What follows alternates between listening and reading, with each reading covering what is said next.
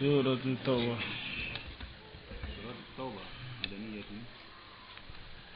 abi foni soran de ma ko tubu soran qur'ana soran konon tonado kata damla la kana seyano tartibu tanzilila ay keme anetani sabana de o bayra ko ale qur'ana sura labani re qur'ana ire mune suran keme ani suranta ani nani de kementan nani niye kementan sabana ayan jati ayan kemeni muga ani kononto a kelema jati kelma baflan keme duru ani woroy harafu jati arfu bata ani keme segi ani biolobla ani sabai ajigoro oye madina de barli من الله kabala yoro ورسوله ana kira الذين kadru muuma عاهدتم na yoro lahidi من nyonya المشركين kamine filanga fula فسيحوا wa mahama tasilha aw badata bara'atan litanzilha bisayf lasta mubasmilan ولا بد منها في بتدائك سورة سواها وفي العجزاء خير من تلا شطبيكة نية كلام تكنيونا يتي بسملك كلامنا تكنيونا يتي بسملك فحدث لم نشرح فحدث لم نشرح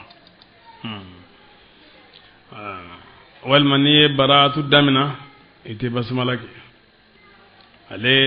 ale ka basmala balili sabu bara jignani pamrude basmala ni hinide nga karite kamini basmala konna ni ayasuro ibna kalanda mina suranda minala noyi baratu tanai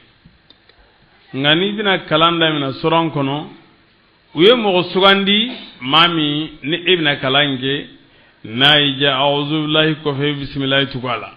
naija ibatu nam nam fasihu aitama kwani minyana ka fukana kana ni misala de adda dawa kama de ka bismillah fo naze ka ko bismillah astaghfirullah ya tiso bela boy niko ni yafa ka babana nam فسيحوا aitama dugolola kalon nani kono agado أنكم kafu au غير معجز ala الله kenyen bagata na de yawi أن الله anaka don ko ala مخزي الكافرين kafirul la malali bagadu أذان comme ambal magay do e ahagli jigi ko ngame yasini e juzu ko ngambo tafsilina awa yala nda jugo abinya akan ta jugo kan basmare okay amma iska gasma ko suwe ambe ko fe nitle juli lefla saba lekele saba ambe ko fe nitle saba andonde bastala amna ani inshallah nam wazanun ako ni soran puranga do yoro sorola foka do ni fana fala ko awo nam ako ni soran ngade basmala ma nam odeno aha ako khilafu nyide hikmati adam al-ityan bil ka basmala bismillah inna baliya kodo min bala khamsatu aqwal madurudo awwalu aflo ma qala do faccan ba kumay asani fulana yusman ni nga gaboma aya jabi li'annahu ko ale ya bisiya kullu anfali ko ani lanfali be sorongelende li'anna qissataha bara lega qissa bo qissa bonyonya فعلى هذا القول يكون مع أني فنا سرون جاوندي فعلى هذا القول بدي عليني لم فلي من فرنونغا ولم لا جاون علي بكل دوي. الثالث سبنا أنها نزلت لنقد أحد أقول جنا كافر قال يدو ويل دكما وفضيحة أن النافق لما لولي فهي سورة العذاب نيانغدا سوراندو بسملة هندي ولا تجتمع رحمة هند مع نيانغدا عذاب تفرجونغا وتسمى أيضا الفاضحة باوي لكل لما للبوا لفضيحة المنافقين فيها نعم وسورة العذاب لا يدو من بيدي ننسي كونيكو بورتو نعم وسورة التوبة نعم تنغتا نعم أذان عن الدنيا من الله كبو الله يرو ورسوله أنا كرا إلى الناس كان مغوما يوم الحج هيجو دونا الأكبر no hiju badonye kan soli don de godo أن الله bare hiju kabiru wanko mo umray hiju lakibaru hiju bayre hiju ere kafala بريء ala bari lembe من المشركين kabo flanga fuma ورسوله ana kira fana bari lembe kabo flanga fuma وإن تبتم ala kira kunye nindi abubakar ma ka abubakar kenye mo yakata metlala ka ali ibn abi talib chi ko tuzura abubakar ka tonye mo yala ali ibn abi talib katani lasi bari kira kunye quraish ka wala dunyonya hudaybiya don nya faye ngode kira fatu sabu ode ko songo silamaya a are konna ka fanga soron diplomasiyan ni foka be ni sebende bari hukumbe na ka fo kele ke dabla santan mawbi basgo okonnana qabla do be ko khudaa odo na la kira ga laydo la ofar la kira ga jamaka nga silamaya teri adona laydo la banu bakiri o fane qabla do odo na quraish ka laydo la ko fi banu bakiri sinsi khura u bagara khudaa tama mana quraish ka teri bagara kira teruma terla kawma quraish ka ye uterla kaw de meni kele ga minai tumami ni kele wulla unu nyogonche banu bakiri ya ise ube fanga soro be khudaataka laydu min gumbo nyogonche yatigi amr ibn salam al khudai ali bora anani jo ala kira sallallahu ka ala kira kibarani ko nye belajile ala kira ko nimmi de me ko nandime nimmi de me ko kanandime هذا إلى المكة أو أغمنا أوكله أبو جالينو مانا جونيري أوكي نيم مانغان جالين دانو إيكا دونكو مانغاو نيمسرا أبو سفيان نو ونيمسرا رومي أكو يلا إسكاو أمرو إسكو نامتا مغاندي كنامتا مدينة دي ko angu turunan la tlefla na de ma ako aya kolosi aw konna anane ako aya ga nyomi kolosi na nyame bo minge abe bo yire ke kalaje ndamara kolo min bala aka ndamara kolo ndaga na jirano oye nyame bo yire ke kan ndamara kolo ta kana jira abu sufyan la ay ndamara kolo la ma alaje akoni ye madina ndamaro kolo de o bayira ko aga nyogome sira madina kan damaro do duyeno anana o kolo de boke yano donc sisa o bayira ko ceintara muhammadu fe namma wuli ka se muhammadu masan sansa kalaydu kolo giriya katafe ha abina cho anga gamma ko sassa e ngaki kunde o yorobe aya kireda kasrata kana se madina kana jigine madina ataraka do alakrama sallallahu alaihi wasallam aba muhammadu dimson gumina mla yogona ne gon nanade kana laydu kroya halni ako anga sandamado faraga le laydu ngona ngana bo alade alakrama sige chala aya foka fo amasige chala aborai adara abakar siddiq feno abakar ko nega jodatin nakwe aborai atara umar ibn khattab feno umar ko gonne ako alni ala kira ko ay isagina ko ninne madasi nete sagingo halin ninne ma kelege minan fengoro soro fo soro kaw kelena fo dugumene wallahi ba do aga dulu kina ga fina finushi akuko ya dai aboro feno anana ali ibn abi talib ma usman ibn affan amasira suru fulo anana ali ibn abi talib ma amasira suru fulo awa akamana gwana ako fatma ta den flay ko luka ke suron do mbaye amasira suru bon okofe ali ko ma ko edete makanye mo ko baywa ako ne de dugutiye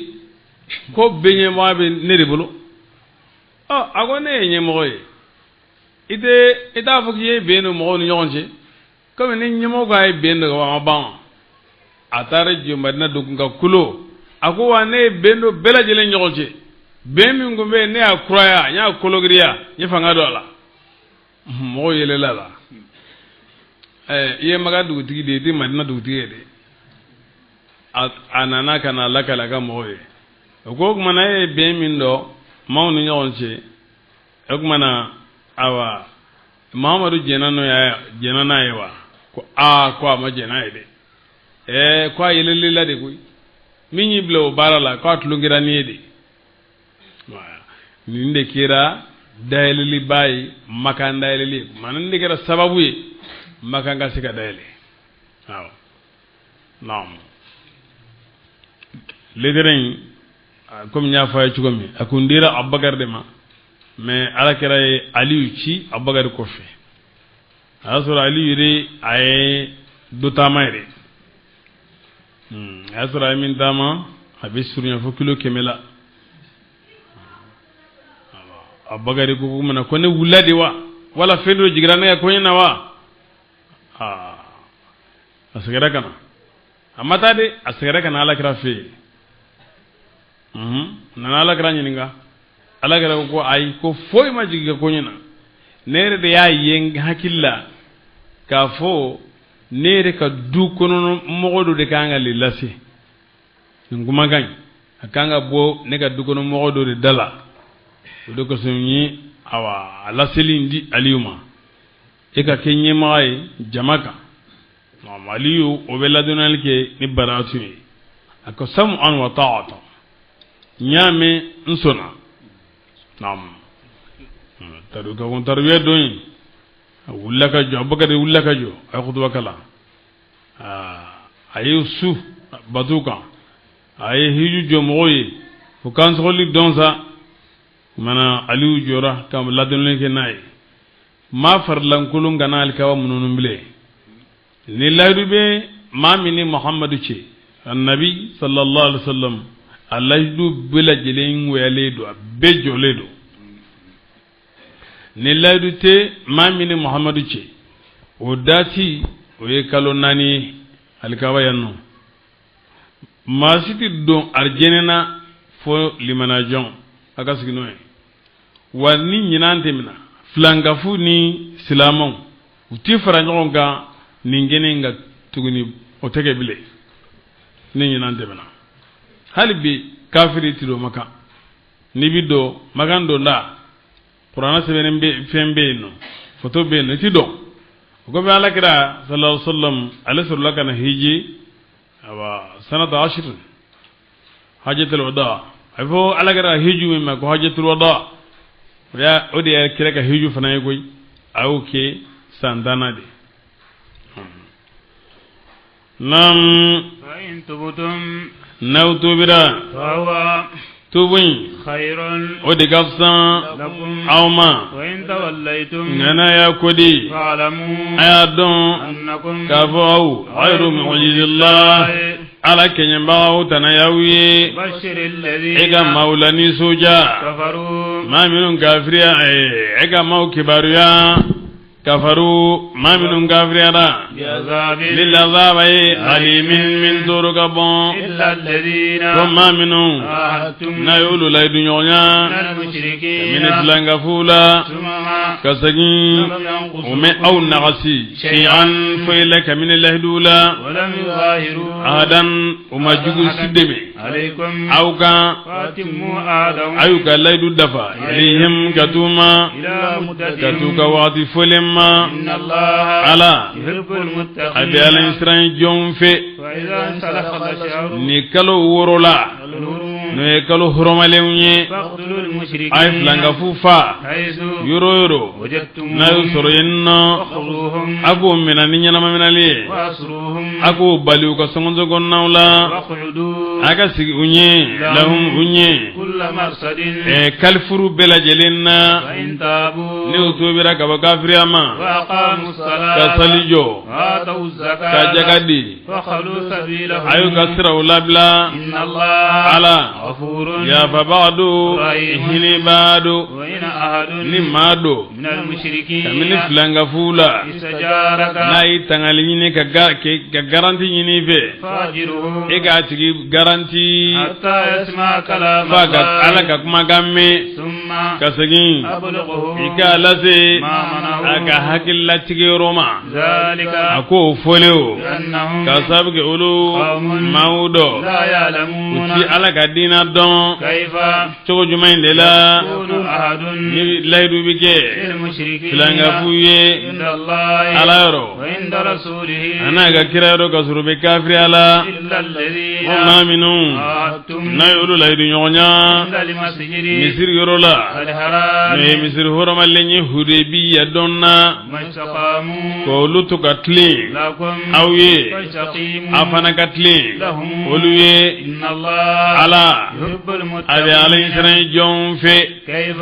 to jumain de la إن يظهروا nu ye sesoro عليكم auka لا يرقبوا illan uti sinji gasitanga فيكم awla ولا ذمة wal malaydu يردونكم ubawla jin doronde بأفواههم nu dabarawe وتابع قلوبهم nga udusukun bi ban oma وأكثرهم laydu dafa ma usoncama فاسقون dina bo bawdo اشتروا ثمنا ulu ye songonde fale بآيات ni ala الله ya qur'an ayawe قليلا no ye songo dogomani nye فصدوا ye mawu bali عن سبيله ka bala ka sira jelema إنهم olu ساء ما fincena كانوا no kera يعملون. no bo bara لا يرقبون إلا ute sinji gasitanga في مؤمن limana jonna ولا ذمة wala lahidu وأولئك ulu هم ulu tigi tigi de dansa go bawe وإن تابوا no tubira وأقاموا ka الصلاة salijo وآتوا ka الزكاة jagadi فإخوانكم abal maudo في الدين dina la ونفصل ambe الآيات ayo farambaziya لقوم mawye يعلمون minum badun وإن نكثوا nuyu أيمانهم ka laydu nuyu ka kallew nuyu aborto من بعد laydu عهدهم gele minni odona na awnu che nuyu aborto من بعد عهدهم laydu indile ko وطعنوا nuyu lebulike في الدين aw ga dina la ka usabte وقاتلوا أئمة ay الكفر kafir ya jamakulu kere إنهم ba kafir nyamaw ayu kere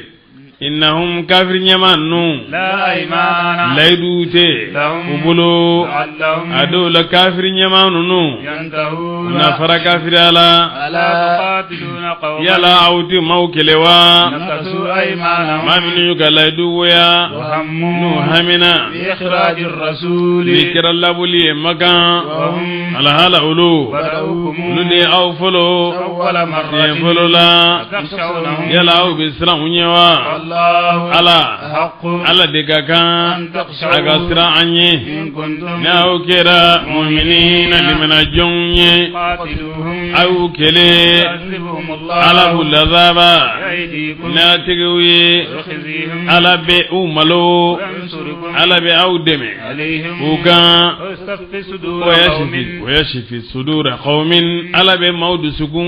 dusukun furage مؤمنين wala maw disu furage mu'minina no limana jonye ويذهب غيظ qulubihim abu dusukun ga mone la taga ka boyinno ويتوب ala be الله tubu mina على من mogoga na يشاء tubu mina likanu utigla moye ko abu subyana والله Allah wana ka tubi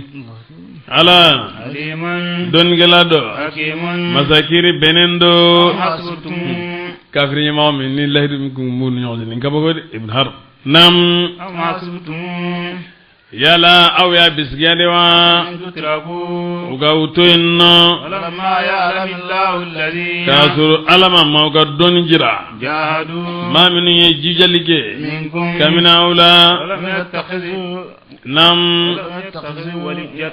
no ma guno nyogon jugu semina من دون na الله magena lay ولا رسوله wala na magena kiraye ولا المؤمنين wala na magel limana jonye والله ala خبير don gelado بما ni fenye تعملون nabu bara ما كان amanga للمشركين langa fuye أن يأمروا an ya'muru masajid Allah ukala ga misru koli شاهدين shiri bawe على أنفسهم wiruga بالكفر ni gafiraye أولئك ko tigilamau حبطت أعمالهم luga baro bina ko kafiru kumega wosode ko misiri konye bolo bolo ala jira ko lutate وهم lu خالدون lu dume bangawde في النار tasmala إنما يأمر مساجد الله innama mawde be alaka misru koli آمن ma min liman yara بالله kada alala واليوم kada dona الآخر ne idun labai وأقام na الصلاة tigi salijo anyema وآتى ka الزكاة jagadi adi chugola ولم يخشى amma siran danfin sinye إلا fa الله ala kelen bewu alaka kula فعسى أولئك obisika bewu tigilamau ukake minal muhtadin ma kana ne undoye أجعلتم شقاية الهاج yala awe hiji ba ka saraweli de kewa hiji ba lamini ayo de kewa abe hiji ba minu lami jila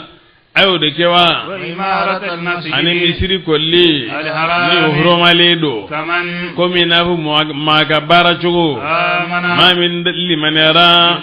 ni بالله alay واليوم ani don الآخر no don labanye وجاهد na jihadu ke في سبيل ala الله kasrala لا يستوون ulude kanya عند ala الله yoro fazanti ala والله ala لا يهدي ala القوم dimogo kanda minin doni gelawi الذين ma minu آمنوا nolu liman yara وهاجروا ni sigiru bila وجاهدوا ni jihadu ke في سبيل الله ala kasrala بأموالهم nuka nafuluwi وأنفسهم ani uniunye أعظم ulude ga bon درجة daraja bay valeri عند الله ala ro وأولئك kuma ngutu nyumantigiu هم ulu tigitigi de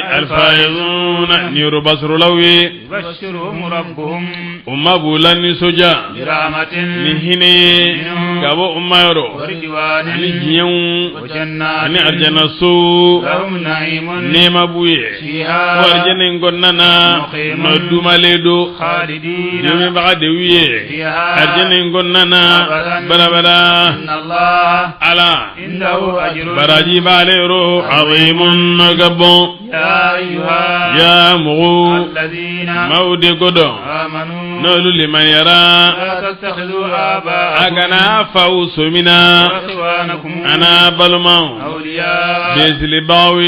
يستحقوا الكفر nuye kafira de sugandi ko kanu على الإيمان lemani aka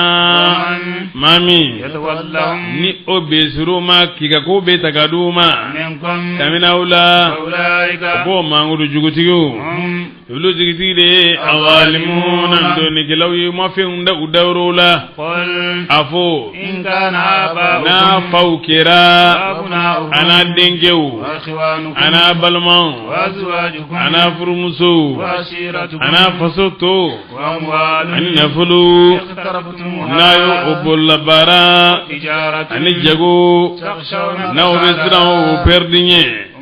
ani sigiro na bi ji'uma أحب no de kana ledo kana umma من الله kateme alaga ورسوله ana ga kiraga وجهاد ni kateme jihadiga في سبيله alaga sirala فتربصوا hukumana yi makononinge حتى يأتي ko الله alakana be amurihi na kwe والله ni ay ni baga baga bayde ma jama me ni nenja mushirigi abazoro yere bilale ba binimba kolongono ni mi chogodo be biya kolongono de ala jirana yanno ko angalaji angali mana jongunta koluke anga koko nyogoy limaniya erlanso anga hakilito la ka nyogo mena noy silama siji ango tugu ako nga nangantola nazuro an faw de kadi anye an ban faw dongo de ta ka ala tatwe wala anden nulu ko owa mi an bo de ta ka ala tatwe walma an ban balma ni dongo de ta ka ala tatwe walma an muso an bolu ni dongo de ta ka ala tatwe walma an be faso ko de geleya ala koye walma nafolo ko o de be fem be la jelen sanfe an hakilla an bolo nafolo ka ina ala ko alnin sibi do alnin midu janamala ngana nafolo soro doro do fo ku ga soro hal na dana watini ma olugo be monebo ago ni ay o de banguna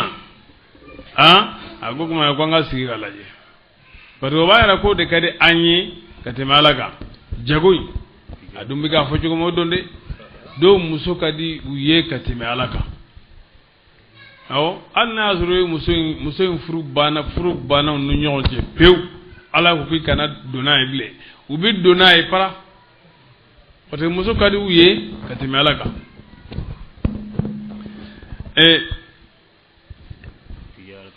jago iba soro jago wodi kadi do ye kate malaka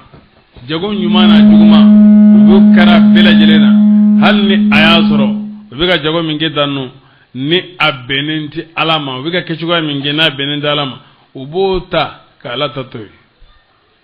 ba ala ko wala anga jo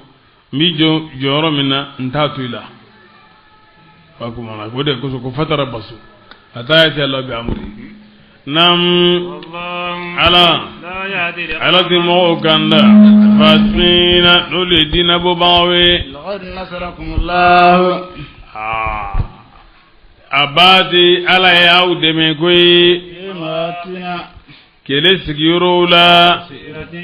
nero chamanye ala yaw deme badri don ko rezata don dum jon ya aw deme ala nadir don jon ya aw deme ala o kele sigiro joli ala yaw deme o bela jelena ka kon huneni don wa yawma hunainin ega hunaini don gosuma hunaini ale folodo de folongon nadon a folongon nay abe maga ani madina che magani taif abe magani taif adije hunaini ni magache a kilometre jati kilo keme ani bi konondo de kilo keme ani bi kononto o de be bayna makkata wa wadi hunain hunain foloni maganchi nya fawi ngo kamini hudaybiya ka sulhu kera kafiru o komasira ka sira chaman kona kana do silamala afwajan jamakulu o kofe magandalil nana tugu ola magandalil kele sa a cherla jemo sirana ka sedegerela fo taifa kaw kulula banaka irinyo badla nin donc benati donju ni donju may a bena salincinin kalo tletana chama ngote do yake durna mi tletana a bena o donema akera alakira ka hijira sanjumay huneni kele kera alakira ka hijira sanjumay alakira ka hijira sansegina ninkele baymina ke odela kele infambag me jon wolo hawazinam ane saqifu kele infambag molde bolo jonde kunye kumando e kafiru bolo min yengunye kele nye mo bay way malik ibn auf an-nasri ale kunye kele nye moy uyale de sugandi kwa ka kele organiser asro ale recibe sambi sabadoron de la nga ay kele kala min franyo ngani kelena ma ba bisaba ayo farango ga yoron geleno bari dulama belajele jema belajele ko anga wuli ka jogi ka ngara danin koy wodi ko son jama chara ka sefone ndigere ma jama chale ga sefone hakima ala gira sallallahu alaihi wasallam afana ya laje ka silamon chaya ba tan flanyo o fedege ko nyoko ni ko faranyonga uneni kele a keran ke shugo de la bismillah numa hunainin ni hunaini don ala eka hunaini don ko suma ire tumami ajabatukum kasratukum ni awga chaya uja saba ku jadi sera batani flama lam tughni shay'an fodo yigando ko lan nu la bal yawma min qilla ko seti kan nabi ko nga dogon seti kan nabi ko nga dogon nam lam tughni shay'an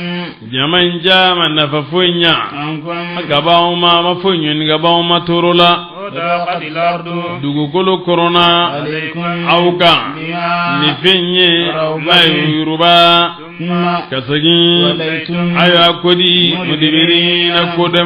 kodi bagawi ثم kasagi أنزل الله سكينته ala ya ga basigi jigin على رسوله aga kiraga وعلى المؤمنين ani mena jonga وأنزل جنودا damna lakum kuma saraka buli ala kira ko ili ibadallah ala ga jon aina nam wa anzala junudan ay kere bolo jigin لم تروها aw moyede ay malikawdi nana ceedu la kamini filanga fula ko hunin don to mi nan islamu kubena ala no kira ga sahaba wi o ma joanye alga bambir li francheke to mami ni an yelenu kola nambugu gen onana se fali jemantigi do ma jaja o fali jemantigi nde ko kiranye no rasulullah jaja pati amma fega folo ako fatalaqana indahu rijalun bidul wujuhi hisanun ako moye an gumbe fali jemantigi nyorola ulun nyedaw jeledo o nyedaw chekay ube kele kono ngobe elemsenina uko لنا amma شاهدت ha وجوها aturala nyedaw chejugara ارجعوا aysani قال ako فهل هزمنا an walla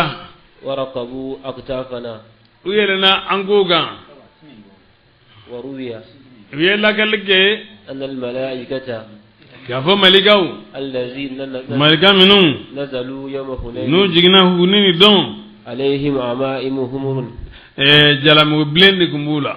راكبين خيلا yelembawdo خيلا soka بلغا no so jemawi وقوله بالقتل nam أي لبعضهم وهم أكثر من 70 nam والأسرى أي النساء والزرارية nam وكانوا 6000 ako okelesa nam tumami ni wa hawazina nu lawana ka boli ala nam ala kira ko anima ke jiranata nam وقد كان فيها من العبل nam temenai ako nyanama minale minun sorola muso nyanama minale ay kunye ma ba woro nyoni awani mande ma delika ke minga bonini e ga do ka fo nyama mingumbe obita batan flam وكيل 4 dogo bamuga annani ومن الغلب bangoni ammo dando وكان فيها غير dowero ذلك kumbala min toy ولما حزمهم tawami nikira ukari aya la nyina bita taifa dugono وعمل بجعل akuga ganima ke jirana terola حتى يأتي إليه faga sengana فلما رجع صلى الله tawami nasa عليه gina وسلم sallam gabo taif انتظر أهوازن ay hawadina kono بضعة 10 يوما letani ko يقدم yalla sa unana amma islamoyi ثم اعتذر ugabe komasira awani mautlaliila وكان في السبي أختي الرسول على كده صلى الله بل عليه ممسوكم وسلم به من الرضاعة nyalma manale nununa kira we singiri kelemi ala kira ni o singelemi وهي بنت حليمة وهي حليمة سعدية دمسوي عفوا ما كو شيما فأطلقها رسول الله على صلى كده الله بلا عليه وسلم على كده بنيا وأكرمها ورضى ايو سغنيا كم غوما فأخبرتهم بما ايو وقع خبر لها اي رسول عرفنا الله ايو من خبر يا الإسرار. نفني ni ala kira uki alai فكان ذلك باعثا kira على إسلامهم chili baye uluga silamaya kan فأتى منهم جماعة jamagulna na kaminula وقالوا يا uko رسول الله ya ala kira أنت خير ede الناس maula وأكرمهم. nyumai ani maula nyumankela وردد علينا أموالنا وأهلنا ega anga nafulu sagama ananga sumo فقال لهم akuma إن خير الخلق kumala nyuma أصدقهم. oyala chien folondi اختاروا أي كلندا. أموالكم aka nafulu وإماذا wala خير dim ونساءكم ana muso قالوا uko ما كنا نعود a بالعذاب kwanti شيئا. foi kanya nanga dambewi فقال لهم akuma أما ما amma لي fim manakenni النبي عبد المطلب ani abdul muttalib dewnye وهو لكم nebo be dawma وعما ما كان amma min manake ulutanai لكم فيه ما nebe ukanyuma yanyine uladi kasinga kuma إذا عاد nin salila aina jo nye kurlala فأخبروني aga funye kwa udafara kwa ubinana ففعلوا كما yuke أمروا. komi kira unyamada chokomi فقال صلى الله عليه ako وسلم sallallahu من طابت silama له mi شيء ni onni senwara ni fendo dili na jara tigi akasegi فقالوا ko ردينا an بذلك jena noyi an jona noya فسلموه we na fulo الأموال nun di والأنصار. an nyano melalen nu yabidi nam ala ye kele bolo jigi لم ترها aw mo kele bolo nyoy melikew de كذب الذين ala ye mawla zaba كفروا ma minun gafriyara كذلك ako min nyoyi جزاء الكافرين de kafiru saraye ثم kasagi يتوب الله ala be tubu mina من بعد ذلك o temenengo على من mogo gan يشاء na yo kanuni tubu ye والله ala غفور ya fa ba'du rayman lin ba'du يا أيها ya mugu الذين mawde godo آمنوا na lulli man yara إنما المشركون langafu نجس sufiude ولا يقرب المسجد kana gere misirima الحرام me misir hurmalenyi بعد عامهم nam بعد عامهم nam go sango be هذا ni sai فإن خفتم na usrana عيلة fandanyanyi فسوف soni يغنيكم الله يغنيكم الله من فضله kamina la gafsan dala إن شاء no di alaja إن الله ala عليم de nam عليم ala don gela de حكيم masakiri benendo قاتل الذين ay mawkele لا يؤمنون ma minun deli manaya بالله ni alay ولا باليوم dalin dum fanala الآخر no don labanye ولا يحرمون ما uti fin haram ya حرم الله ni alay haram ya ورسوله ana kira ولا يدينون jibbatu دين الحق dina la من الذين min mawla أوتوا الكتاب ni kitabu doluma حتى يعطوا الجزية fuga impo de عن di يد kabo boloma وهم kasrulu sa'iruna kuma duwaledu وقالت اليهود yahudiyahu ko عزير ko uzairu ye ابن الله ala denye وقالت النصارى nasaraw ko المسيح masihu Ibnullahi. ala denye ذلك ako kuma قولهم odi ko kuma ye بأفواههم ni udabaraw ye يداهون obe bunyon filike قول الذين mawga kuma la كفروا ma minun gafiyara من قبل kagononunye قاتلهم الله ala udanga النار cogo mi yufaguna nubi yelema ka bo jima اتخذوا آبارهم yuga moru de somina ورهبانهم anuga ye nasara moru yahudiya moru nasara moru أربابا mawye من دون الله nama kene alay والمسيح yumina mai nama kene alay mawyi ciko jumene la itabauhum fi tahlili ma hurim wa tahrimi ma uhilla ko kera contraire de ala e femin daga ulu yo haramuya ala e femin haramuya yo daga ola madama ega labatul ba bi ka tugumingo ni oni ala tabi ga nyogon fungo nyodi e ka donga fuko ikmana e nyamara ba were ni fatantia ba were soro minti alai madama ni abitenno ode iyamina mai rabbu de lamoni baga kolosiri baga e point de ale maka joro dama ka fale de bige lamu ale de jole mele ko e o kana soma nam والمسيح يا مسيح سمنا ابن مريم مريم دينجو يفنا من ماي وما أمروا ودمو يا مريادي إلا ليعبدوا فوكا باتوليكي إلها batu fendela waidan no ekele manga rabbure nyini mintoy la ilaha foiti batu cienga illa wa fo alede subhanahu sene baye amma kabo femma yushrikuna no ba flanga fo yawla yuriduna ba la nyini de ay yatfu nur allah ga alaga noro dufa awahihim no dafiywe wa ya Allah ala dumbiba illa an yutimma ga ga noro de defa walau kara al kafirun al kafir yogon huwa alladhi ala de masay رسوله ناغا كراتشي بالهدى نكنا ودين الحق نيجي دينا يظهره يلا زانا دين امباغا غاكوردا على دين اوكا كله ابلا جلي ولا كره المشركون الفلانغا فيوكم يا ايها يا مغو الذين مولي كودون امنوا نولي منيرا ان كثيرا يغادون كو تشامبا من الاحبار اليهودية مورولا ورهبان لنصارى مورولا يأكلون أموال الناس نوبي موغا نفلو دون بالباطل نينغالوني ويصدون surufin nambara kalabatiya ko awa ni mori kalte nun chambe ko mau na kana fulo dunno de moru akana na fulo moga na fulo dun ni siran nogole ni badara sirawi natinya na fulo duningo aya ni sira jelewnye aya ni sirawe minum bi fam nam ويصدون وبما وبلي عن سبيل الله ولا قدينا ما والذين ما منهم يكنزون الذهب نور بيسنو مرا والفضة أن ورجي ولا ينفقون نوزا نفقاتي في سبيل الله على قصر الله فبشرهم يقولوا كباريا بعذاب للعذاب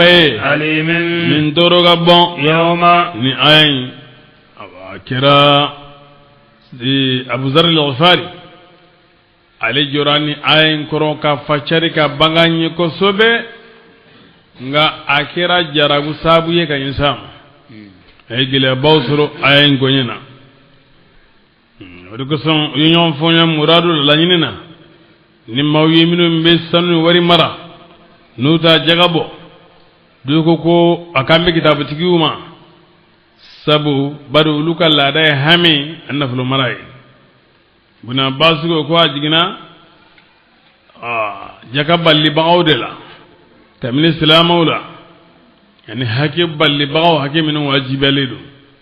abu zar ko ajigida kitabu dunge wala ani islamu be ma min me jaka balli yani wala hake wajibalo mbali ko abede ko do yalla kalika fa abi zarri alani muawiyatu alama janaka bu bila jelema bari sahaba kelen dia umbe minnen sahaba bila jelenga bunya banyoro andale mbala kafo on abara batu siraga amana cha chugo atise anga mure kelen nayo de alama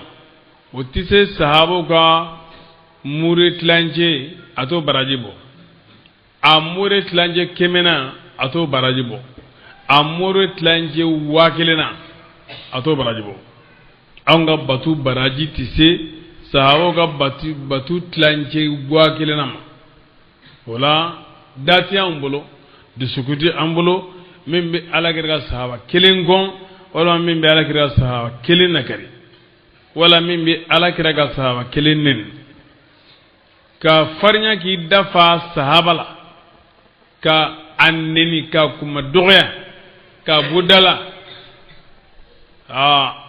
o kan ka gɛlɛya silama bɛɛ lajɛlen bolo o kan ka gɛlɛya silama bɛɛ lajɛlen bolo sabu ala y'olu sugandi k'o kɛ a ka kira in jɛ ɲɔgɔn ye Muawiya tun ye wahayi sɛbɛnna de a ka ko manamɔgɔ tɛ dɛ i y'a faamu ala kira an bamuso dɔ bɛ yen o ka sinjisurun de ye Muawiya tun ye Abu Sufyana denw de don wala kira branche do amanga doya silamaya taabolo min ye i ka silama bɛɛ lajɛlen bonya sahaba bɛɛ i k'a bɛɛ bonya i k'a bila i kunna ko kulluhum udulun a bɛɛ maa tilennen wala i ka maa dɔgɔyata t'u la de kuma tɛmɛ bolo ma Abu Zar al-Ghifari ani Muawiyatu radiyallahu anhuma u fɔra ɲɔgɔn kɔ ni ayina Muawiya ko nin jigira kitabutigiw de la Abu Dharr ko kitabutigiw kelen diri a jigira kitabutigiw ni silama bɛɛ de la a y'a sɔrɔ dɔɔnin kama Muawiyatu ale de tun ye faama ye ale tun ye ɲɛmɔgɔ ye Sham faamaba bɛ a ka ciden minnu bila ka taa jamanaw kɔnɔ Muawiyatu tun b'o o jɔyɔrɔw dɔ la b'a fɔ ko amiru ale tun ye ɲɛmɔgɔ ye nɔ bon Muawiyatu ale bɛ k'a fɔ Abu Dharr ye k'a ka nin kuma fɔli dabila Abu Dharr b'a fɔ ko bashirul kanizina dhahaba wal fidda bin nari yawm al qiyamah a ko mama n'i bɛ sanu mara a dɔnni kama hɛrɛ bɛ Muawiyatu ninnu ye sanu b'u bolo wari b'u bolo a y'a sɔrɔ hɛrɛw dayɛlɛlaw ye Sham yen nɔ o hɛrɛ minnu dayɛlɛlaw ye dɔɔnin sɔrɔ bon Muawiyatu ka kuma in bɛ komi n'a fɔ Abu Dharr ka kuma in bɛ komi n'a fɔ a ka mɔli de ma o de gɛlɛya donna o ni ɲɔgɔn cɛ a ko sanu maralaw wari maralaw ko k'a fɔ aw ye ko aw bɛ taa jeni n'a ye lahara don na a ko i tɛ nin dabila nin fɔli dabila nin fɔra kitabutigiw de ma a ma fɔ aw ma an b'a la kitabutigiw b'a la an yɛrɛw b'a la Muawiyatu ko ne ma f'i ka fɔli dabila yan wa a ko ne t'a dabila de ala ka kumakan don n b'a fɔ hali sini i y'a faamu jamakulu sɔrɔla ka fara a kan ko wulibali ko a walawala ko gɛlɛyara Muawiyatu ka fɛ jama bɛ ka yɛlɛma ka sɔrɔ Abu Dharr al-Ghifari ma ale tun de ye masakɛ ye Muawiyatu ko nin ko in ko an ka fu sira la a ji bila Usman bin Affan radiyallahu anhu a y'a sɔrɔ de ye président ye a ye ci bila o ma ko mɔgɔ dɔ bɛ yan nɔ ne n'a ma ɲɔgɔn faamu kelema la diinɛ faamuya cogoyaw donna ni ɲɔgɔn cɛ bon an juguw bɛ k'a essayer ka dakɔrɔbɔ n'a ye ni kun y'a faamu k'ale yɛlɛma ka bɔ yan nɔ kun bɛ fisaya Usman ko k'o tɛ baasi ye a ye ci bila Abu Dharr al-Ghifari ma a ko k'a ka na Abu Dharr al-Ghifari k'o tɛ baasi a ye labɛn a wulila a nana a ye sira ta yɔrɔ min jamakuluba de bɔra k'a bila sira ko a walankala n ye yanni ka taa jamakulu y'a bila sira yanni a ka se Madina Madinakaw fana korotora a ka seli kɔrɔ a bɛ se Madina don min jamakuluba de bɔra ka taa kunbɛn dugu donda la ko tiɲɛfɛla nana ko a walankala n ye a ko bashirul kanizina a bɛ sɛgɛn kuma in kan b'a fɔ k'a fɔ a walankala a ko Madinakaw fana a kɛra komi n'a fɔ dakɔrɔbɔli quoi bon Usman bin Affan ko Abu Dharr al-Ghifari ma a ko ni kun y'a lajɛ ka duguba in bila ka taa sigi i damayɔrɔ la yɔrɔ min ni jamaba tɛ yen nɔ ko kun bɛ fisaya Abu Dharr ko k'o tɛ baasi n'a ko ne ka taa sigi yɔrɔ ne bɛ taa an ka n'an ŋaniya jugu ta ka to Usman ma amina si qisa du masanno ko jesul usrati ale bara min gola o bale boyre ala gere ko ma darra usmana ma fa ala bara yum usman mana fe ke bidde mingo ko ati fo chan bon ko kele ala wana ka a refle o yabla ka da ribza dugudo be bugudan be ko ribza mo rete ataro ko ngodan la ka daga bugo sigeno ni dengu de ñoo fere muso du mbab abizari na muso tara sigi ribza ko to no fargwana namina ko ala kra de la ka fo awni amo damado ako modo ba awla atigi bi fatu akele e bi balo akele e bi fatu akele na fatura jamagun do bina kini aka janaza wala abizar ya faturo chola okay na ni kele dendo jigin dolay na la kini janaza wa ba suko ke budalay jien jarabun ngoni anu donde bismillah yoma wabi ke donde la yoma nube kala lige alaiha sanun nunga nari jahannama dasmala tukwa jibahum bu ten joni biha nae wajunubuhum anu kerewu wa zuhuruhum anu ko hadha ma nabulatigi na sigilendo ne na nyesine me nyona ne ko karbuge bika gelene mande ne ga dimaya sirala suro kleli fana ntimbolo suina sura fana tembolo ne kuma fa mi ge ba don ne bi fama abisinga kamla do mateno kay ko mina abino ci e bi fama mamme basura ya keredo ila na keredo ila ni bi fama basura ya kodo ila na kodo ila hali ka wuli kata ati jabi ere foy te foy dim ala ko uten anu kerewu anu ko kol de bi jeni dasmay nam azama ni ne fenye kanastum na yo mara ayirunye fazuqu ma ay fennene na ukera na mara inna iddata shuhuri igado go kalu jadi inda allahi ala yuro ihna ashara ويتني فلدي أكلو في كتاب الله على كتاب الله يكادو كلو جتي كلو جتي كلو يسيرما دامدوي تلك تاما تقول وبيقول لك كلو روميون فينو سان كلو جتي كلو تا أني فلدي روميون فينو kalo do bige tlem wani sigi do bige mwani konondo do bige bisabaye wa do ere bige bisaba ani kelen o rumutay ya don selama o bigo baro jetini kalo mi koma wo kala man chomi o be mununu fem fla de nyonche mogani konondo ani bisaba mununu fla de nyonche o fursu kalo jeti do bu fana bolo lu bolo kalo belajili bisa de fo kalo kelen o kalo kelen ngoni o yem wa ay wolo ani duruye fursu ka kalo jatila kalo tani flado ma kalo tani flame be bisaba yi kelen be no o yem wa ani duruye wa qubuti ka fana fe no kalo belajili nye kalo bisaba de tle bisaba nga fa manake uluwe na siwu ke mana ube tle duru ubotoino ni tanda fara ube pantle duru kuna kata da mina kurai o difference be onu nyonche nga jati kala ube ko ni benaka ka foko tle du tlanje nanna tle kelen tlanje nanna ko bi fara awa sanjatika ni sangera tle keme saba ani biworo ani duruye iba soro tlanji nanna baka mana sananu nani abige biworo ani worowe sananu sanani abige biworo ani worowe bon silama fana tabiteno olu ka jati sanad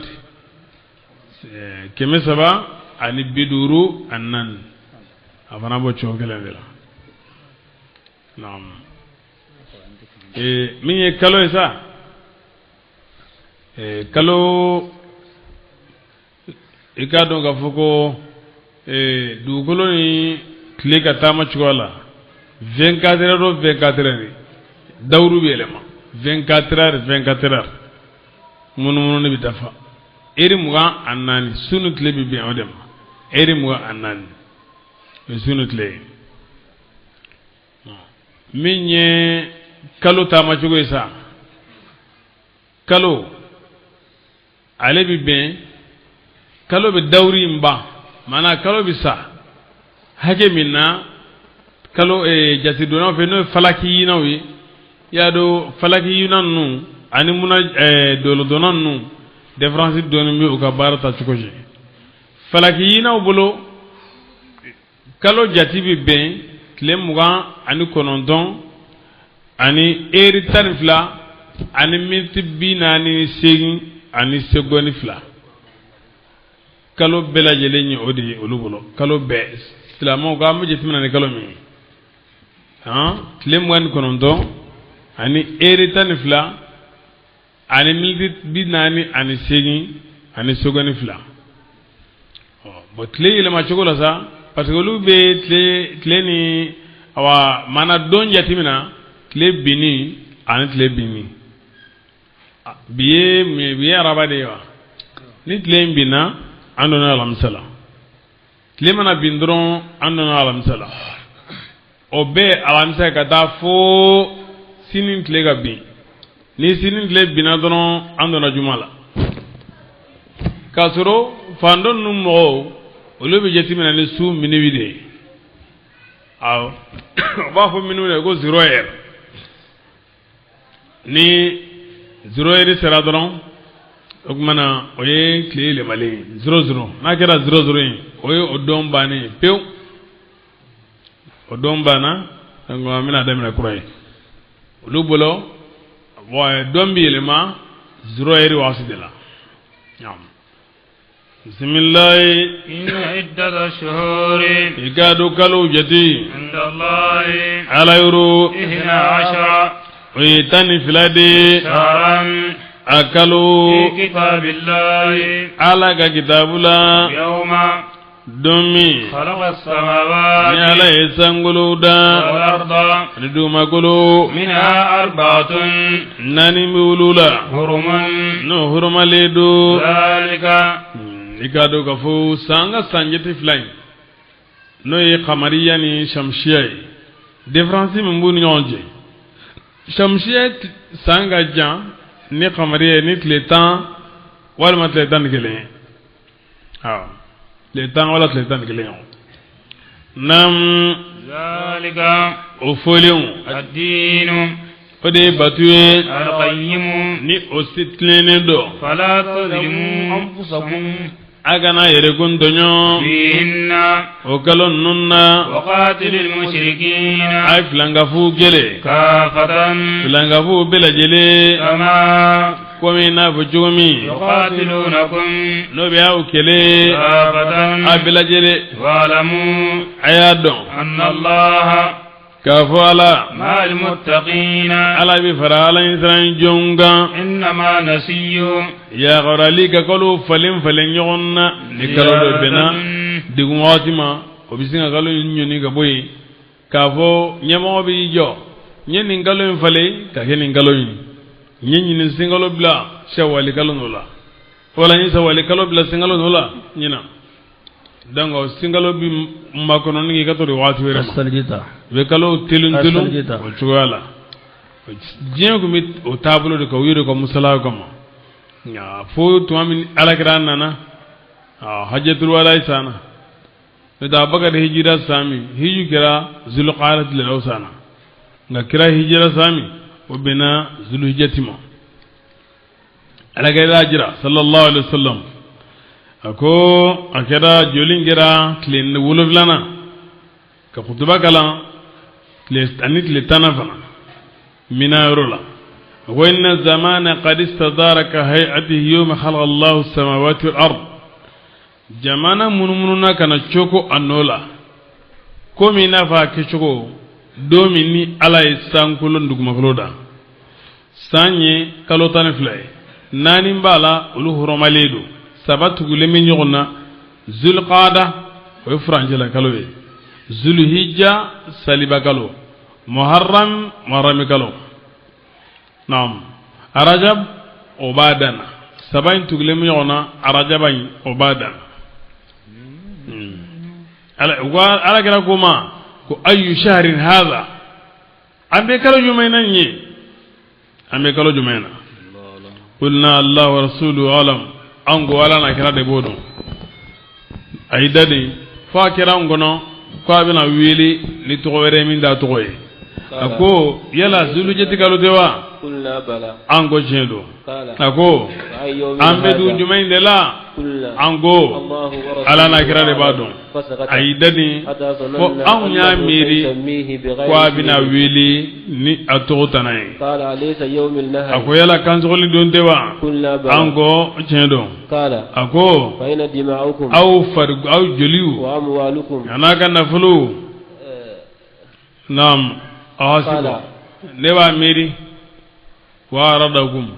wa a'raduhum anaka magangutu alaykum haramun ay haramu diyaga ka hurmati yawmikum ko hadha maga dunga haramu chugoya fi baladikum hadha aga dugula nindugu shaharikum hadha aga kalola ningaloy wastatalqawna rabbakum agmana aw bina umma binyonya fayas'alukum an a'malikum abaw nyininga kabaka baroma fala tarji'u ba'di aga dalalan na sagi nekofe nam dalalan filibantuye yadribu ba'dukum adobi ba'dan ko silige do kana alla li yuballigha shahidan minkum al-ghaiba ago ciedo membe kene kan o galla silige tungala mogoma فلعل بعض من يبلغه abisega be modo no bi la silige o bike na bi fameli ka teme mogan min yere bi kala se ثم قال kasega ko ألا هلا بلغت ako yala ne la silige wa مرتين nam ayo fo senfla bismillah إنما نسي ya qarwali زيارة ويجيد لي الكفر كافر على يدل الذين وبموفلي به ni oyi كفروا ma minun kafir على يحلونهم وبفين دغا آمن ya qarwali ba daga sando ويحرمونهم kabali آمن sando ليبطئوا عدة ما yala sauna liwati yala sauna binwalige عدة ما jadila حرم الله ya haramya kamini kaloro malin nunna ويحلوا ما bitimin nani goninga otina qasiya korfana nga fa mane ko ba telundelu nga ba no dela ka bengan la ko nga ningalo ne ka kalori blanola nam ويحلوا ما yala so na fin daga حرم ne الله alo haramu ya زين سوء عملهم yuga bara jugu masri لهم ye والله ala لا يهدي القوم ala di mo ganda الكافرين ye kafiru ye يا أيها ya mo الذين maude kodo آمنوا no liman yara ما لكم munde biawiye إذا قيل waminuko لكم awma انفروا ay godo في سبيل ala ga الله sira de menina تثاقلتم saqaltum aw bi giriya إلى الأرض kana dugulu ma bi saliya رضيتم ha kuiga wile bida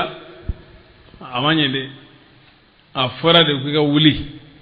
ha eligi da chukoyi oda ke chukoyi de nyando ne tabuki kilela tabuk jida dudo ala kira do ke ayorola ji bere foy kunde ngam me kere ka do kama yengira nawo bawi albi nawodo magan saudiya wa kira dado ala kira kani ngele nabi fo kele mi mako tabuki kele akera ala kira ka hijira sangonon donadela akera kalo minna o kalo ni arajaba kalo ya danya fa yi ko kira bora taifa ani hunaini kele anya fa yango kira sansegina o ani yando ne sangonon donadela sa kalo woro nyogonde ban doji ambe arajaba kalo dela o bena miladi kɛmɛ wɔɔrɔ ni bi saba an bɛ min zan ba fila ani tan ni wolonwula la o kɛmɛ wɔɔrɔ ni bi saba san nin histoire nin kɛra o de la silamɛw jati nin kɛlɛda in na e ye jati min sɔrɔ nin na a ma deli ko ɲɔgɔn sɔrɔ dɛ maa ba bi saba mais Roumain kira taara Roumain de kɛlɛ nin kɛlɛ in na Hirakili ninnu olu ka kɛlɛkɛbolo jate min jama min kun b'olu bolo maa ba kɛmɛ fila u ka mɔgɔw kun b'o bolo naam نعم أنه بلغ رسول الله صلى الله عليه وسلم أن هرقل جمع أهل الروم نعم وأهل الشام نعم وأنهم قدموا مقدماتهم إلى نعم بلقاء وكان صلى الله عليه وسلم قليلا ما يخرج في غزوة أكو على كده أكو نادو عليك أبوك تاكللا فاقت توريتك نيكلين تناي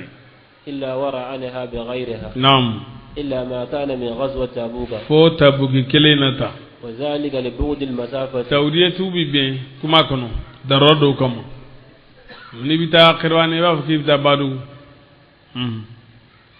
parce que minu créer plan de minu nganga da kuma lase na bige sabe ka baracin lubulo nam لأنها على طرف الشام بينها وبين نافعو 14 مرحلة نعم أكو من غمبي يني مدينة شيء كم مرحلة تان أني ناني منا كليتان نانتما أدوك من يونجي فأمرهم بالجهاد نعم على كراو نيامريا كوكو لابي وبعث إلى مكة وقبائل العرب أي كبلا كتر عربي قبلهما وهي آخر غزواته صلى الله عليه وسلم ودي كراكا كيلو لاباي وأنفق كرا يتاما منجي كرا يتاما منجي كيلن نونا نيا فرانغو بلا جلين تاغان سغين o tagan sangin ajati bita fo kilo batan fila ani keme kononton bi kononton annan ya fam kata du kolo corona kata slebila abele jele bi be kilo batan fila ni keme wolo lan bi durun sabade mi kira min da magaja no nam وأنفق عثمان نفقة عظيمة أكو أكلنا على كذا كلين كسر لبلا كم أو كن يوم يأكل سبميني كسيتكو أيا سكوكي عثمان عليه من لبلا أدونا وين فلوبايدي وجهز 10,000 أناني باتاني وأتفق عليها 10,000 دينار أي منا باتان متقالي باتان أو ديباسيو كان غير 900 بعير و100 فرس نو بني أني جماعي نيومي 900 بعير نيومي كمي كنونتون و100 فرس أني سو كمي وما يتعلق بذلك أني فهم مدلونوي وجاء أبو بكر أين نفرو دفاق أبو هاجلمو أشارة نعم وجاء أبو بكر بجميع أماله أبو بكر الصديق نانني أكان فلو بلاجلين 4,000 درهم وبنا ورجي درهم بناندما وجاء عمر بنصف ماله عمر نانا ني أكان فلو تلانشي وجاء ابن عوف ب100 عبد الرحمن أو ابن عوف يلناني أوقي كمي وجاء العباس بمال كثير أو عبد الرحمن لكم يجرى صحابه كباتروني النساء بكل ما مسو هل مسو يجرف أدون يا ردينا كلا دي مسو تغفرا شير لو تكوري أنغا بو مسو تكوري مسو يجرف أدون من هليهن بكامينو كمسرو يرلاقوي فلما تجهز الرسول الله هل صلى الله أسر عليه وسلم مسير جاكا بولي تواجبيا وين ما يكلا نعم فلما تجهز الرسول الله صلى الله عليه وسلم مامي نيالا كلا إلا بي صلى الله عليه وسلم وهم 30,000 نعم كلي بلو منكم بسلام بلو دون أبي بابي سببو وقيل 40,000 دوكو بابي ناني وقيل 70,000 دوكو بابي ولو بلا وكانت القيل 10,000 فرس سوكي سو باتاني وخلف على مدينة محمد بن سلمة الأنصاري أدونا أي مملا مدينة أي محمد بن سلمة السلامي دي وقيل علي بن أبي طالب دو كما يدكو أي مملا نولا مدين أي علي بن أبي طالب دي وتكلف عبد الله بن أبي اللي تركو ومن كان معه من الإمام فرلين باغا فبعد يا ما سافلو نافريكي أما سونغ تاتا بوكي دي عليه نونو شيتي سيكا تاتا بوكي نعم فبعد أن خرج بهم إلى سرية الوداع متوجها إلى تبوك فين تمنينكو ناني سنانوي وكتور تبوكي روما أخذ الألوهية والرايات أي دربون باوني دربون ديو أيوسري فدفع لواءه الأعظم إلى أبي بكر أياكا دربون بايري أيودي أبو بكر صديق ما ورايته العظمى للزبير أكا من دالموكا أكا دربون با مناك قبل دربون با أيودي الزبير ما وراية الأوس لأسد بن أي أسدك نعم أوسكو أيلوكا دربون دي أسيد بن هدير ما وراية الخزرج للحباب بن خزرجوكا دربون أيودي حباب ما ودفع لكل بطن من الأنصار أي كفلك قبل بلاجليني كمن أنصارولا ومن قبائل العرب أني كمن قبل أولا لواء وراية جماغلو إباسرو أبي دربونديو ما أبو دربوندو ما ولما نزلوا تابوك ناصر نما مسيرا هيجو كنيكا كمنا فو عرفة كنيكا إبه منا كنيكا نندر بونغوني إبه فما يباسرو الله هيجو دون كومباي منو ميتا ibasoro benuka darapondo benuka tamashiro donc c'est non ne tamasere in safe dron e baro ko ni yaw ka tamasere ibita fere bela jelenke kata froluka ni ayasro ere mai mamba ko kalama nae abaso tawa chien do bere la tamasere do bere la onyo me darapoina obe ewele kati farega moga nimbe sabe ka jama maral chugo noya nyema boluko su Nam. Wala kuka ko organiser len kundugo. Wa organiser kanyi. Wajadu aynaha qalilatal ma'i. Nam. Fa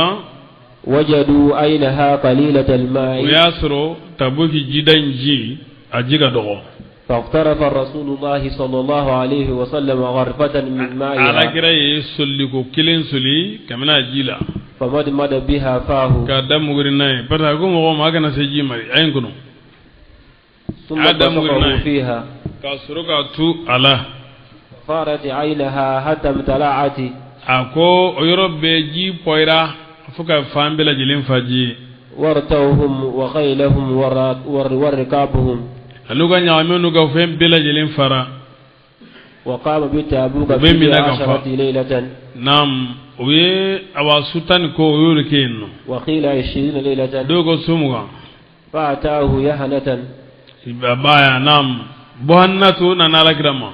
فكساه نبي ay alagra ferebo sallallahu alaihi wasallam وصالحه على ايطاء الجزية aya suluhu nyonya بعد أن أعرض عليه الإسلام كابي سوني فندما أبا فنت منين قنا إسلام أجرالا فلم يسلم كابي إمبودي أما سلام يا وكتب له ولأهل عائلته توابكيني أن عائلة كوي كتابا سبيلنا تركه أيوتو يورو ليعلموا به يلسا ونبارك نوي وقد استشار صلى الله عليه وسلم أصحابه في مجاوزة تبوكي فأشاروا عليه بعدم مجاوزتها فانصرف هو والمسلمون راجعين إلى المدينة ولما دنا من المدينة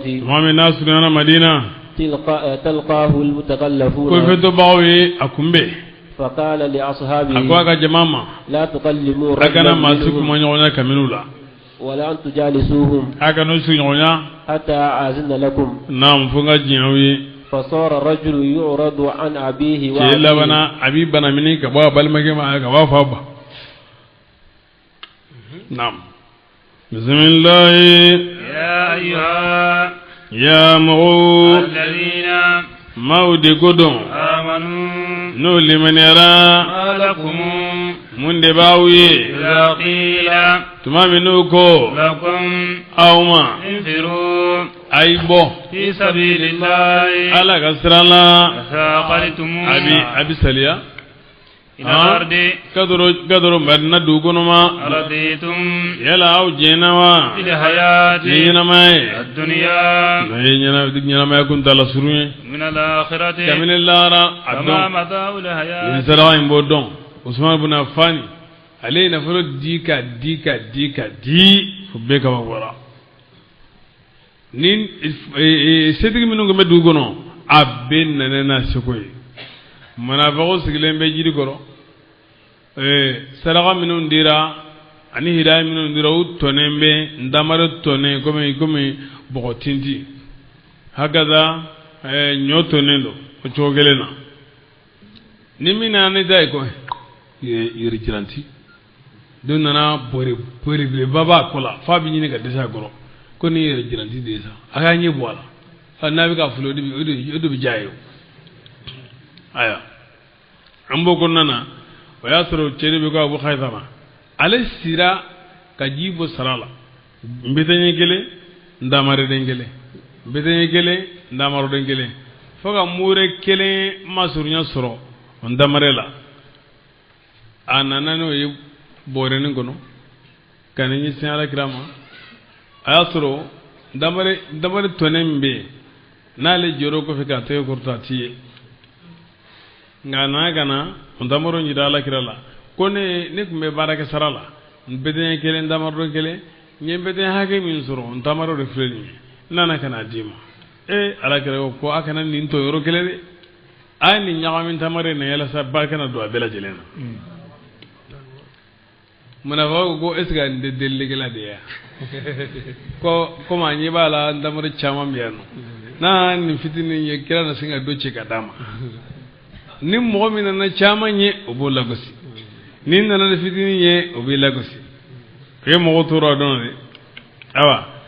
ko toro chukula nam alay sahaba do jarabi ningola nam kama mata'ul hayati nyama ga damage ad-dunya no gundala kasrum ila akhirati la raga dam koro illa qalilun kunji nininde illa tanfiru nawma songa bo yu'azirukum kafara kira kada jihadu ga ala ba ladhaban la aliman min toro ga bon yastabdil qauman ala be modo fale ghayrakum yutana go blawnula ولا تضروه أو كهلاكلتي كرا على تورو شيئا وإلا والله على قدير سبادو على كل شيء لا تنصروه نو ما كرا دمي فقد نصره الله أباجال دمين دي تمامي أخرجه الذين نمو يالبو كفروا ما منون كافر كبا مغان دوغنو ثاني اثنين عليك يرى موفلا فلاناندي إذ هما تمامي أفلا kulu gonna ne ma min gogo abubakar de sahaba ye kafirara mama ni kiya ikan ne ni sera bagar ma go sahabate i kafiri de joli boni bi be nam tumami yaqulu ni ala ni abafo lisaibi abubakar nam ala kira bafo lisaibi adirka abubakar ma la tahzan kana dimi inna allah ya utanyesa yanyi buse wono no obiye kelen utiye inna allah sabala mana ala bi faraunga azala allah sakinata ala ga basigi jigin ali mawla mininga wa ayyadahu ni abagar siddiqi refanaga wa ayrahu aykira semendiya bijunudin ikele bolowe lam tarawha aw mawede malikawde kulu konnana وجعل كلمة الذين ala maw gadaguru yage كفروا minun gabrera السفلى majiglenye وكلمة الله ala gagelema هي utigitigi الأولياء kurtaledo والله ala عزيز te masaru حكيم masakiri benendo ينفروا nam ay buka da kelela خفافا afiriyane وثقالا anagiriyale وجاهدوا ay buka da de lafuleum afarfoneum asementiyaleum ko hali konyo musutigu boli ka gelewulu minu ma ko ka bukata yaw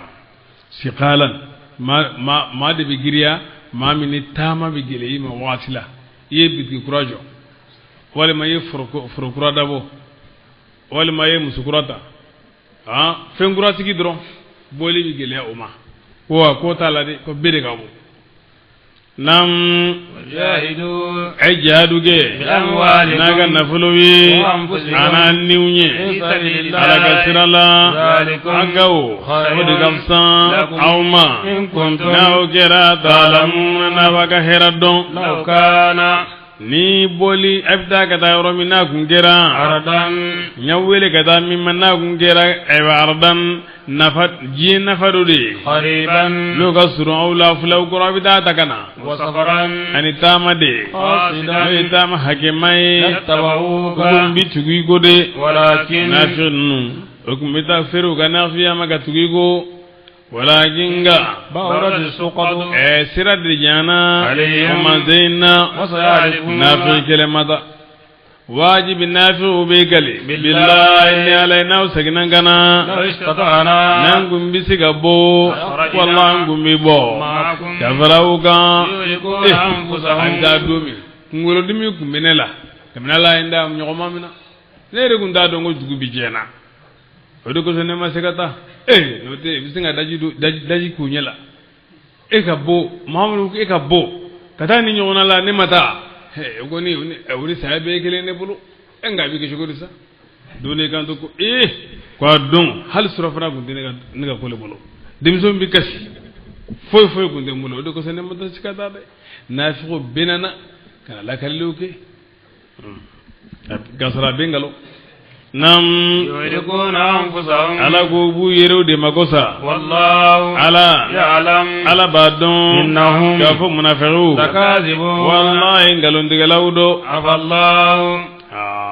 nga nimi fodomi asur kira ya faraga bodoma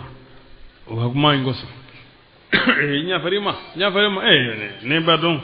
ne goni badon ne degunde di to ko few ni ay to ko fe degundo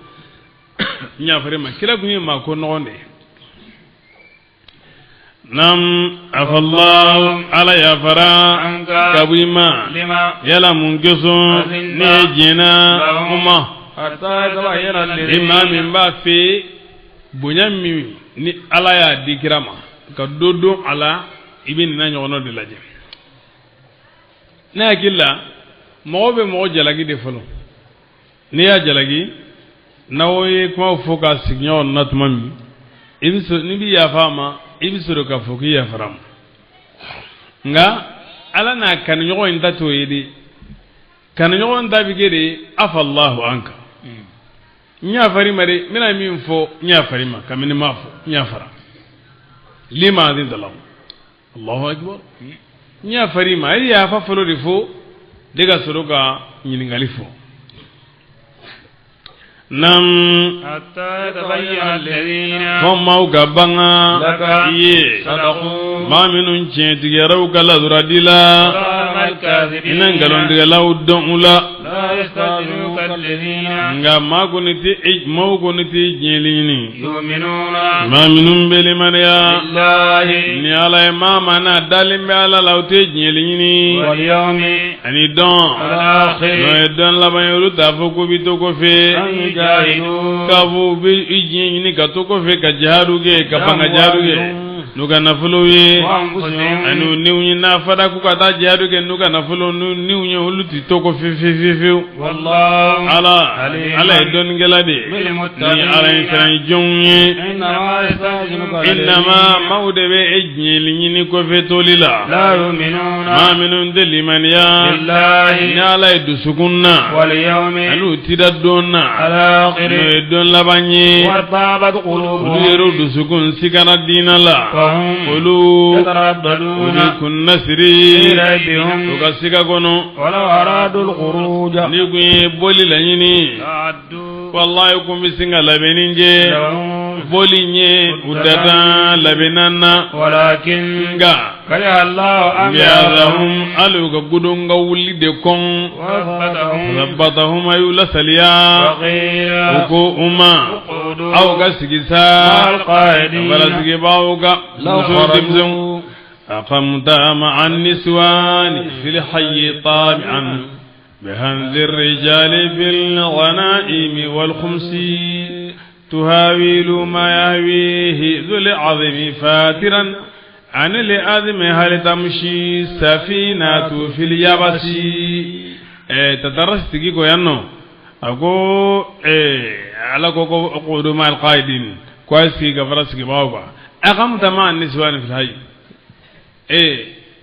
سيغرا كفر مسوكا دوكونو طامعا بهذا الرجال في الغنائم الخمس إتلا لكن نتدو شكرو بدفلهم شي دفل منهم بورا كمالن كور دفل منهم بورا كتا جهادولا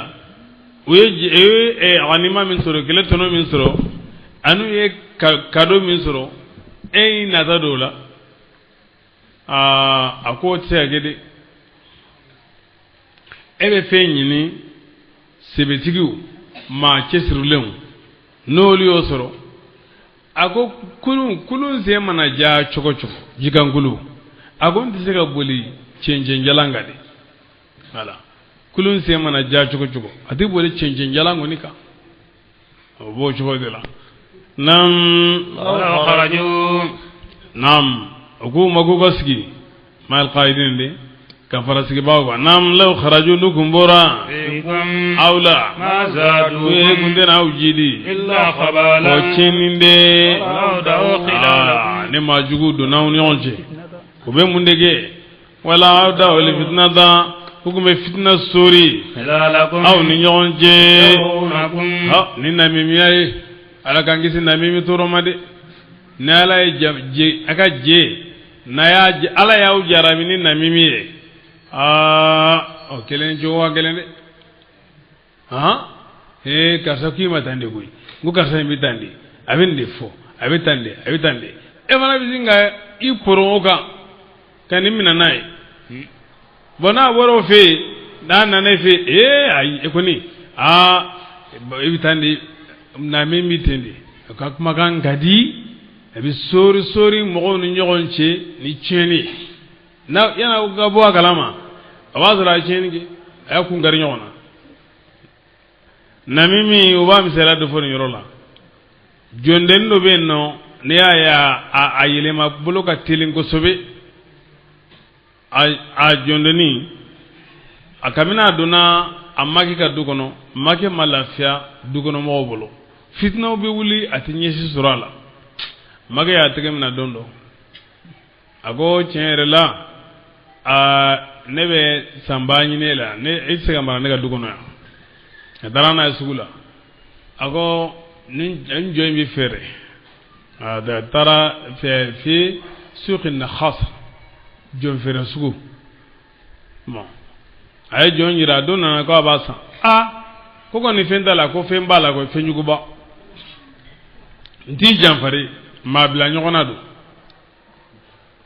ago la dowre tara ko ago dowre dala ko ni ko ngago ni ma jugo bala ko so be ma bla nyogona ko dama ko kano oyasa musafla bubul walma musokelen re babulo atara kadro ko musoma ako iche ba feka musokuranyini ay kunyene blechi kata musokodola ne re ndara kata felo dieno e ba kalama ako ay konto kalama kadumo kuma fonyi ko kuna abuka bi ganyini ko nganyo na ko fura bi ne bolo amba fura bo agolo fura bi soro chogodi akobi eni kunye abombo shi kise sabanyo konsoro ka dinema nebe tludu la ka dima ne iyo fendron atim so renyini ka farika ago chebagoro bombo si soro mandide ago gon ga no ni le hari murunino ta kasinga awa don tigini murdaduma iba tigedro awa ko basdala kano feredla adara sigi mage goro ago mage mago ago ne re ma muso ngondi ko ne maga ko famde ege maga ko fam jodi ko abi ko mina fani chevre be nyon few ko ayre ngone ma ne tlo blala la o bika foko awa ko abi ferege ke fakaw o gane ba ko muna a ko ke hakil tuyere la de bi hakil tuyere la kono to ka bi sunga kede awa make dara yere ki sino ba toy muso ka masme rodula abise ka fera mo romi amma ke dale anye tugulendo atugulende mage nyebala awa muruwe muso embolo kanyesi ale kayan fama aya murusnane mage kama yoromi mage gorona ga wuli kamana tege kasinga kantige Allahu akbar nafi akwa be nyefuli ke chugo masurala o yorobe muso ga mo na ko mun gera mun ko ya faga de ko akantige de ko lere kun dado ne tado fefe gera le na fige mi ko fo ko ale tado ko fefe ko kunu wulla ka kantige wulu fana mage kantige qablaw karla nyogona kabalaw bawli ni nafige ga kuma wala nafir mayndi kana jwala de ni jonala abu du ci yoron kele pata ba yere gerenna kuma foye iba fo abe de fekatime beka na bore ko abida yere gere doirla kuma foye ba fo afana abike kono ko abale de fekatime beka na wa hakili sigi surtout aka jugu mo bawde mo pare mo bawta do ko mo be ngalodige o ba ko nyedon o be kuma do fodron awti bo akala awta do na o be bo akala ma sura ya ga duci ay hakil to ayre la de nam wa'adahu nafu kumbe solige sorlige khilalakum aw chema yabghunakum aw be aw nyini nyonya fitnata fitnala kaw bla nyona wa fiikum sama'una kasuru min laminingela baw bi awla lahum munafiqu wallahu ala aliman don gelado bizalimin min don gelawiye as-salatu bismillah laqad ibtaghu al-fitnata لقد بدأوا لفتنة عباد المنافقين نميمين وي فتنة يني كما تقولون كمني إن دون فلو مدينة وبين كودالا كمني نانا مدينة دون فلو مدي وبين كودالا ويفرو chaman tige kafinau chama eba ndaile ikama nam وقلبوا الأمور ko yelema لك iye kaga ko be nyami bulo حتى جاء الحق utorade fuga china وظهر أمر الله alaga ko bangana وهم kasro nafiqinunu كارهون akomba wayuye ومنهم من kelensa udunala islamela zahira uduna ni kokana dronde ngoma don discipline hal dongele ndagele nam ومنهم من ma biwli munafiqula يقول min bafo إذن ega jin لي nema ولا تفتني kana njarabi ni tuwa musununye tuwa musunu ku shekanyo ko jugu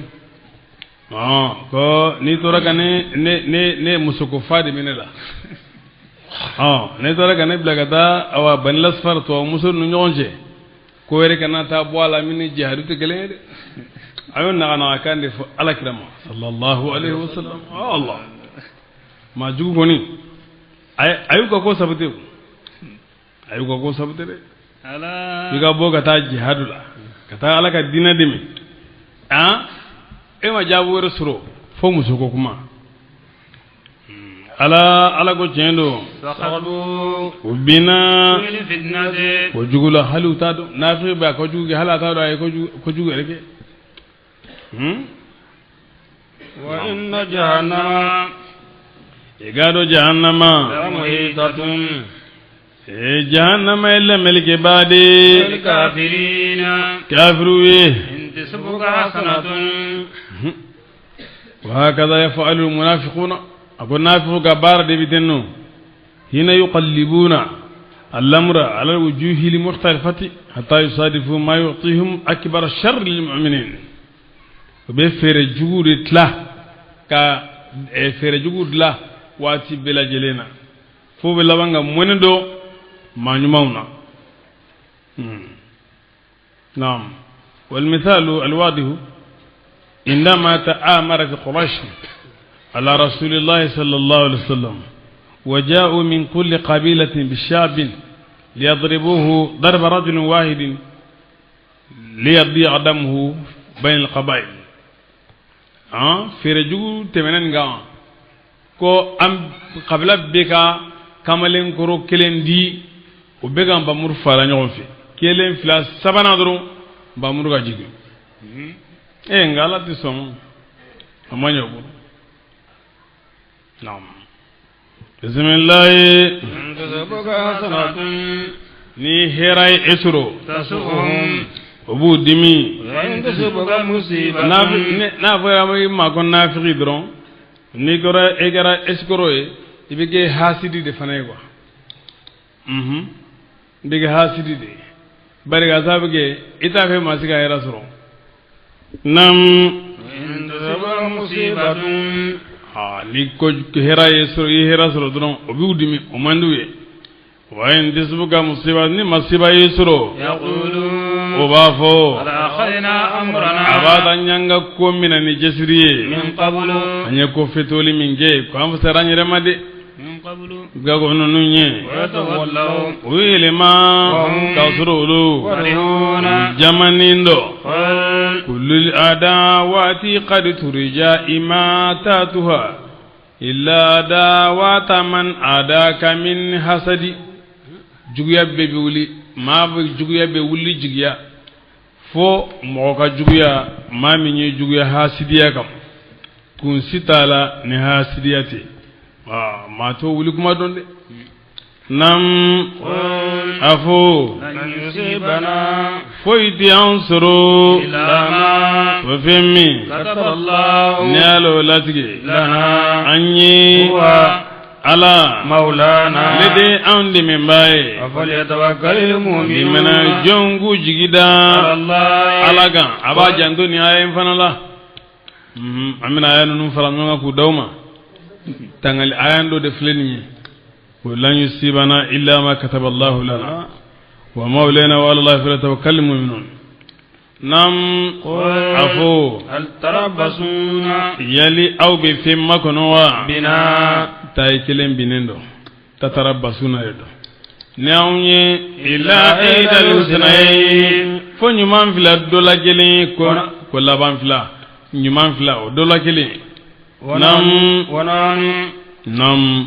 أندم نتربص أم بمكرو نينجي بكم nawe sababu nga jima village mai wede demenye ani shedia nam aundu ambe makono ninge nawe yusibakum Allah alaga aw soro nyonya liladhabai kaba ayro wala ni aunire ubuluwi ay makono ninge am makono mbade aunye gabrauga mawla mine kafo ay nafali ke alaga batula wala jako yala utemina ninge kamina awula ka nafalina au kera mawi dina bobawi abora nyamare kono de nam fayumu bali أن تقبل نفقاتهم كوكا نفقات ديلهم منهم لا أنهم فمن جولوا وكافر يرى إني أراي وبرسوله أني ناكا كراي ولا يأتون الصلاة ودين سليما إلا وهم كسرولوا سليباتولوا ولا ينفقون جدو من قاسنونو دينا كوتو سبب مادي usale bato de bina salima jama le jama ya bisali ni jama te ma nafike do ko Allah akbar ale do nasalla ram duron jagma do wa dona jagma sengam wole aya kasali sumaya kanya foka dafa akelen salam bla ay ko fule ko bismillah jaaja kuma do akon yen sengede nere nyana ngom madu dona ne fule ka ngasali nyani chowala tanu ningu ya do edo ningu ndite ninga sali kichokoro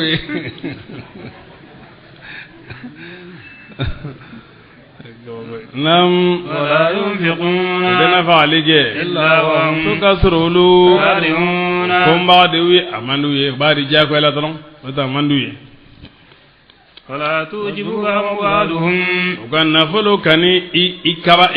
ikana kaba ukanna fulu ladi ukanna fulu kani kaba goya wala auladuhum wala udin kan fulu na fulu chama mufi dawla bula den chama mubulu kana nya hawla de innama yuridu Allah ala bala inde yu'azibahum yalasanu yangata ya ni na fulu ni denwe fil ayati nyana mayala dunya no jiye ga nyana maye ka dusukasi su bela jelema watazaqa ni umbibo kasrolo kafirun kafiru do ya'rifuna nafiqu bikali billahi ni alay innahum ko olu laminkum ilu yaudodi wa ma hum gasrulu make minkum audoi walakinnahum gasaulu qawmun mawdo yafraqun bisande la yajiduna maljan nugunye kundogo yorosoro aw magharatin sinziro nugunye sinziro soro aw magharatin walma kundogo yoro kulu komi na kuluwo aw mudkhalan walma sori yoro wallahu ukumi yelema kadro osori yoro ima hum kasrulu yajma'un senatelia kata yendonima wa minhum man tafika akuyere